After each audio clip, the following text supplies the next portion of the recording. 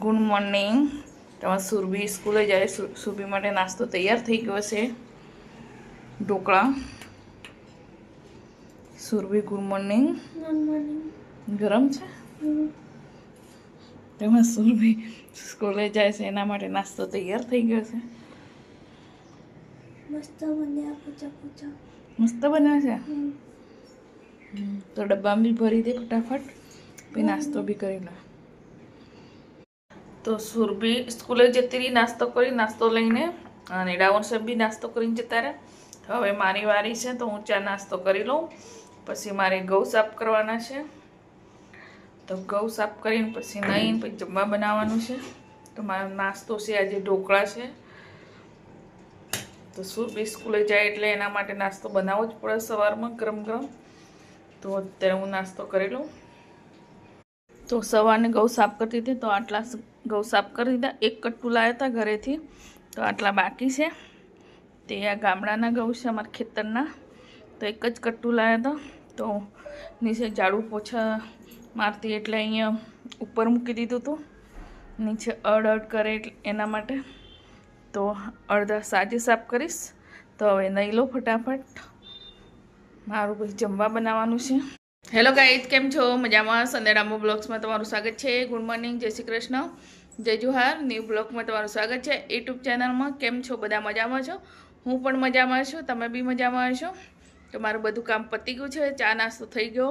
તો ઘઉં સાફ કરતી હતી, ઘઉં સાફ અડધા કર્યા, અડધા બાકી છે. તો હવે બનાવવાનું છે જમવા. જમવામાં આજે બનાવવાનું છે કેરીનું શાક. તો હું ફટાફટ બનાવી દઉં હવે. તો બ્લોગમાં બની રહેજો, બ્લોગ પૂરો જોજો. મારો વિડીયો તમને ગમે તો લાઈક કોમેન્ટ શેર જરૂર કરજો, અને પૂરો જોજો. તો ગાઈસ મને કેરીનું શાક વઘારી દીધું છે.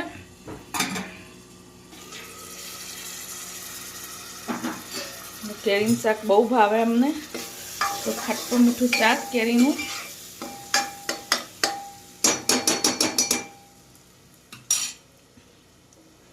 થોડી વારમાં થઈ જાય કેરીનું શાક એકદમ. તો હું ફટાફટ લોટ બાંધી દઉં, પછી રોટલી બનાવી દઉં. આર્યન તો હમણાં ઉઠ્યો છે, એને ચા નાસ્તો કરી લીધો હમણાં.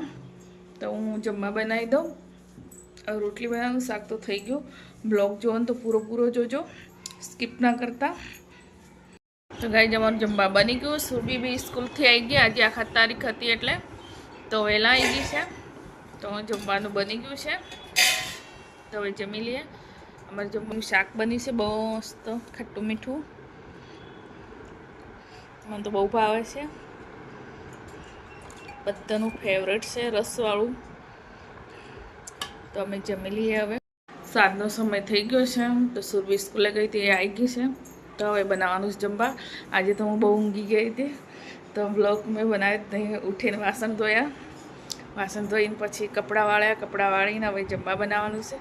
તો જમવા બનાવી દો. આજે તો ખીચડી બનાવવાની છે, બીજું કંઈ નથી બનાવવાનું. તો ખીચડી બનાવી દો. અમે 3 જ જણ છે, આર્યન, સુરભી ઓર મેં. તો ફટાફટ બનાવી દઉં આજે ખીચડી. કાલે જવાનું છે બહાર સવારમાં વહેલા. તો ગામડે જવાનું છે, ગામડે નહીં મંદિરે જવાનું છે. બપોરે મને પપૈયું તરબૂચ ખાધું હતું, તરબૂચ નીકળ્યું વ્હાઈટ, લાલ છે જ નથી. તો થોડું મીઠું લાગતું, એટલું બધું મીઠું નહોતું. તો સુરભીએ તો ખાતું જ નહીં, સારું ના લાગ્યું એટલે તો રહેવા દીધું. તો મારે હવે બનાવવાનું છે જમવા. તો હું ફટાફટ જમવા બનાવી દઉં. તો ખીચડી બનાવવાની છે, તો બનાવી દઉં ખીચડી. આજે તો એકદમ ઠંડુ વાતાવરણ છે, બહુ ગરમી નથી. તો મારા હોઠ ફાટી ગયા છે. તો ખીચડી બનાવવાની છે. તો આરે સાસ લાવ્યો છે ખીચડી જોડે પીવા માટે. તો ખીચડી બનાવી દો ફટાફટ. ગાઈઝ અમારે જમવા બની ગયું. તો અડધું ખાઈ બી લીધું. તો આજે મારો વિડીયો બનાવવું ભૂલી ગઈ. જો અમારી ખીચડી એ પૂરી થવા ગઈ. અને સુરભી, આર્યન ખીચડી બી પૂરી થઈ ગઈ. સ્ટાર્ટિંગનું ભૂલી જ ગઈ હતી. તો ગાઈઝ મારો બ્લોગ તમને ગમતો હોય તો લાઈક કોમેન્ટ શેર કરજો. નવા જોતા હોય તો યુટ્યુબ ચેનલ સબસ્ક્રાઈબ કરજો. સ્કીપ ના કરતા પૂરો જોજો. Good night, bye. કાલ ફરીથી નવા બ્લોગમાં મળશું.